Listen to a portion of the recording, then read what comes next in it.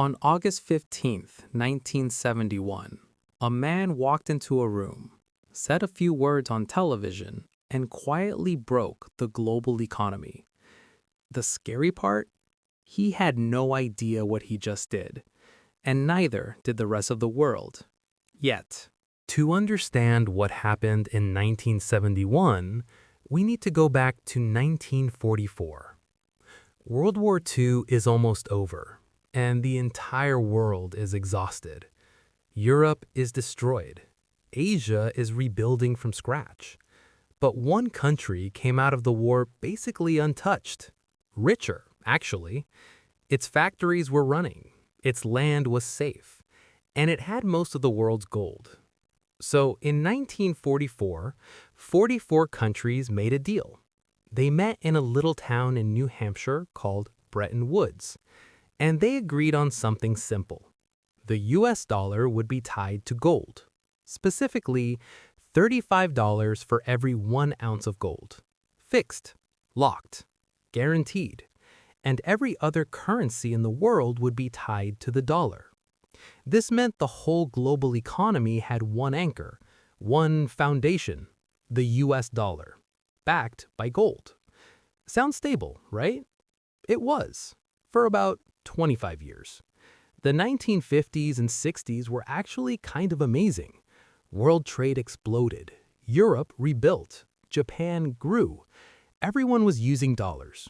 Everyone trusted dollars.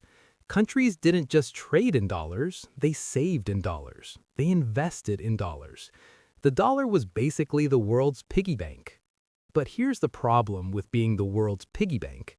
Eventually, people want their money back. Remember, every dollar was supposed to be backed by gold. But America had a spending problem, a big one. The Vietnam War cost a fortune. President Johnson's social programs cost a fortune. The space race cost a fortune. America was spending money it didn't really have. And when you spend more than you earn for long enough, your creditors start getting nervous. France noticed first. In the late 1960s, French President Charles de Gaulle looked at his country's pile of US dollars and thought, is this actually worth what they say it's worth? So France did something completely legal. They took their dollars, walked up to America and said, we'd like our gold now, please. Other countries watched and thought, that's a great idea. Soon, everyone wanted their gold back. Here's the brutal math. By 1971, America had printed way more dollars than it had gold to back them. The promise was mathematically impossible to keep. In 1959, America had enough gold to cover all the dollars abroad. By 1971, it had maybe enough to cover half. And here's what made it terrifying. Everyone knew. Economists knew. Foreign governments knew. Even some people inside the White House knew.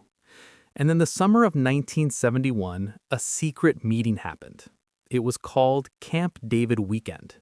Nixon gathered his top economic advisors. Secretly. No press, no Congress, no allies. They had 1 weekend to decide the fate of the global financial system. On Sunday evening, August 15th, 1971, Nixon went on television. He interrupted a hugely popular show called Bonanza. Because nothing says historic economic announcement like bumping a cowboy show. And he said words that changed everything. He temporarily suspended the convertibility of the dollar to gold. Temporarily. It was never reversed. Just like that, the dollar was no longer backed by gold. No more fixed price. No more guarantee. The dollar was now backed by trust. Just trust. The world woke up Monday morning to pure chaos. Currency markets had no idea what anything was worth. Exchange rates, which used to be fixed, were now floating.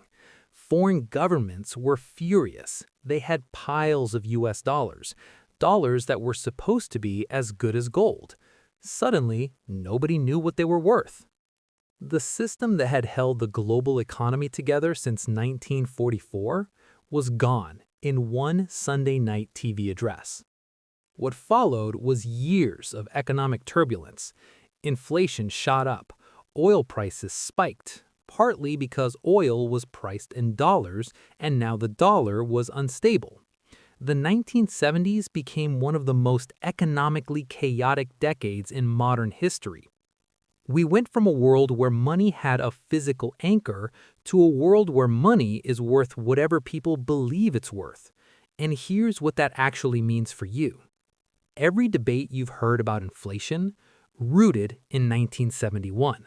Every argument about crypto being real money, rooted in 1971. Every time the government prints money, that's possible because of what happened in 1971. The whole modern financial system, the one you live in right now, was basically invented over one secret weekend in 1971 by a small group of men who were trying to solve a short-term problem. Nixon called it temporary. It was anything but. And every dollar in your wallet right now is a reminder that the entire global economy runs on one thing: collective belief. Pretty wild, right?